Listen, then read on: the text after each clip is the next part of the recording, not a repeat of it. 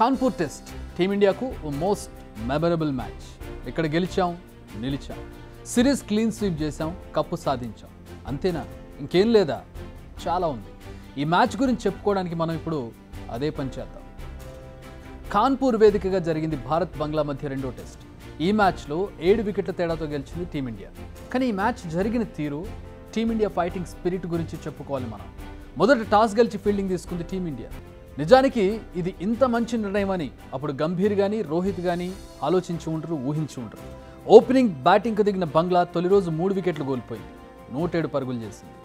అప్పుడు తగులుకున్నాడు వరుణుడు, ఇక వదలలేదు. సో ఫస్ట్ డే వర్షార్పణం, ఇక సెకండ్ డే కూడా ఇదే సీన్. టీమ్స్ను ఫ్యాన్స్ను మళ్ళీ నిరాశపరిచాడు వరుణుడు. అందరిలో టెన్షన్ పెరిగిపోతుంది, ఎందుకంటే ఈ మ్యాచ్ ఆడాలి, అందులో టీమిండియా గెలవాలి, లేదంటే వరల్డ్ టెస్ట్ ఛాంపియన్షిప్పై ఎఫెక్ట్ పడుతుంది. ఏమాత్రం అటు ఇటు అయినా ప్రస్తుతమైన టాప్ ప్లేస్ పడిపోతుంది. అందుకే మ్యాచ్ జరగాలని మొక్కుకొని టీమిండియా ఫ్యాన్ ఉండడు. 3వ రోజు వర్షం ఆగింది, కానీ మ్యాచ్ జరగలేదు. Thanks to BCCI and Kanpur ground management.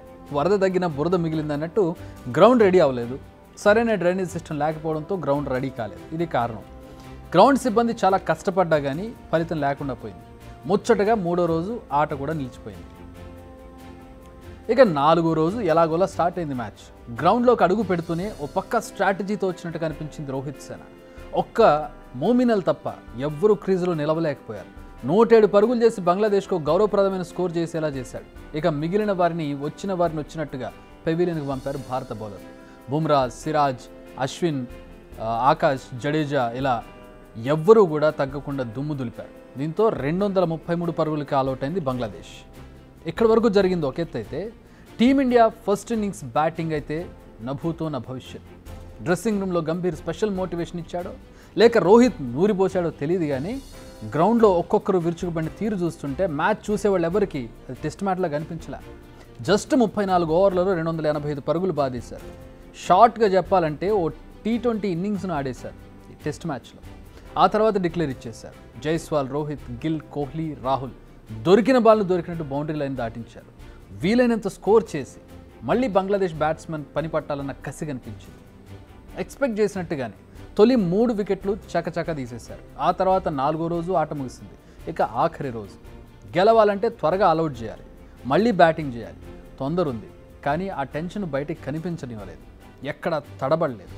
వరుసగా వికెట్లు తీస్తూ వచ్చారు. 91 పరుగుల వద్ద 4వ వికెట్ పడితే 94 పరుగుల వద్ద వచ్చేసరికి 7 వికెట్లు పడేశారు. ఇక 146 పరుగులకు ఆల్అౌట్ చేసేశాడు. ఆ తర్వాత 95 పరుగుల టార్గెట్ను ఆడుతూ పాడుతూ కొట్టేశారు, గెలిచేశారు. నిజానికి మనం చాలా సింపుల్గా చెప్పుకుంటున్నాం, కానీ ఎగ్జిక్యూషన్ ఆన్ ది ఫీల్డ్ అంత సింపుల్ కాదని చెప్పాలి. బట్ పర్ఫెక్ట్ ప్లాన్ ఉంటే ఎగ్జిక్యూషన్ చాలా ఈజీ అని ప్రూవ్ చేసింది రోహిత్ సేన. చాలా ఎఫర్ట్లెస్గా గెలిచారు. ఫస్ట్ ఇన్నింగ్స్లో టీమిండియా బ్యాటింగ్ ఈ మ్యాచ్ ఫస్ట్ మేజర్ టర్న్ కాగా భారత బౌలింగ్ దళం పటిష్టంగా ఉండడం అదనపు బలంగా మారింది.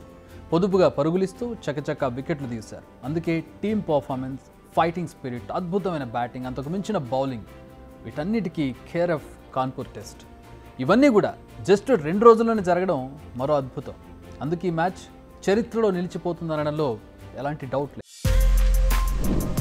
For more videos like this, subscribe Big TV channel.